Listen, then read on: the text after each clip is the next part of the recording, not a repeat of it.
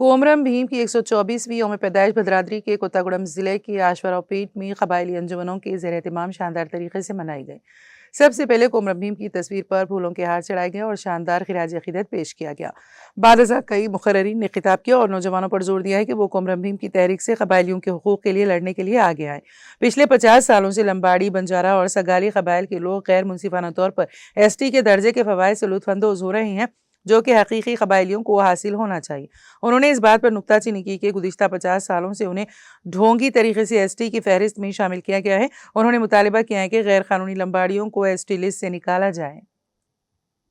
అసరావుపేట కేంద్రంగా మరి స్వయం గంగుల ప్రాంగణం నుంచి ఆదివాసులు గత 50 సంవత్సరాలుగా మరి భారత రాజ్యాంగం ఆదివాసులకు ఇచ్చినటువంటి హక్కులు ఏవైతే ఉన్నాయో వాటిని కాపాడాల్సినటువంటి ఈ ప్రభుత్వాలు కానీ ఈ రాజకీయ నాయకుల యొక్క వ్యవస్థ కానీ మరి కళ్ళు ఉన్నాయో లేవో వాళ్ళు ఒకసారి ప్రశ్నించుకోవాల్సిన స్థితి ఏర్పడింది.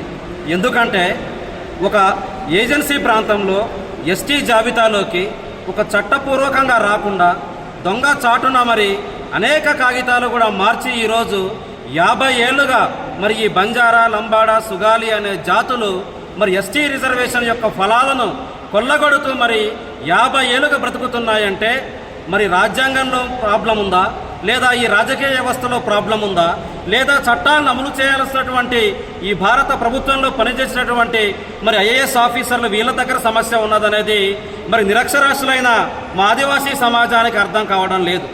మరి దీనికోసమే ఆనాడు కొమరం భీం నుంచి, బిర్సా ముండా నుంచి స్వయం గంగుల వరకు కూడా ఆనాడు చదువులేకపోయినా కూడా బ్రిటిష్ వాళ్ళతోనే పోరాటం చేసి అనేక రకాల ఉద్యమాలు చేసి ఈనాడు ఆదివాసులకు ఎన్నో రకాల హక్కులు తీసుకువచ్చారు. మిత్రులకు నమస్కారం. నా పేరు ఊకే రవి.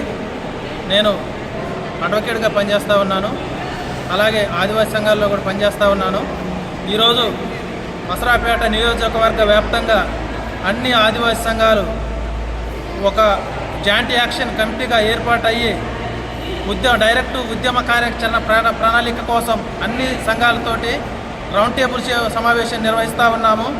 ఈ క్రమంలో అన్ని ఆదివాసీ సంఘాలు కూడా పాల్గొన్నాయి. మేము ఒకటే డిమాండ్ చేస్తూ ఉన్నాం, చట్టబద్ధత లేని లంబాడీలను ST జాబితా నుంచి తొలగించాలి. అలాగే ఏజెన్సీ ప్రాంతంలోని వారికి హక్కులు దక్కకూడదని చెప్పేసి మేము ముఖ్యంగా డిమాండ్ చేస్తూ ఉన్నాము. అలాగే ఆదివాసులకు సంబంధించిన ఏవైతే చట్టాలు, హక్కులు ఉన్నాయో వాటిని కూడా అమలు చేయాలి.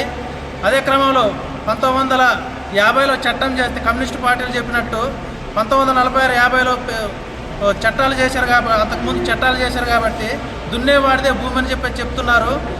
గత 400 సంవత్సరాల నుంచి పోరాటం చేస్తే చట్టాలు వచ్చినాయి.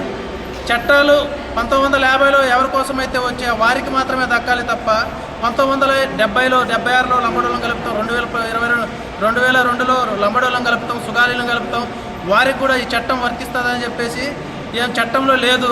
కాబట్టి వారికి ఏజెన్సీలో ఉన్నటువంటి ఏవైతే చట్టాలు ఉన్నాయో వారికి దక్కకూడదు. ఇమ్మీడియట్లీగా వాళ్ళకి ఏజెన్సీ సర్టిఫికెట్లు కూడా జారీ చేయకూడదని చెప్పేసి షెడ్యూల్ హక్కులు కానీ, అసైన్మెంట్లు కానీ, ఇంకా ఇతరత్ర హక్కులు కూడా దక్కపోకుండా ప్రభుత్వం చొరవ చూపించాలని, ఉన్న చట్టాలని ప్రభుత్వాలు కూడా అమలు చేయాలని చెప్పేసి మేము డిమాండ్ చేస్తూ ఉన్నాము.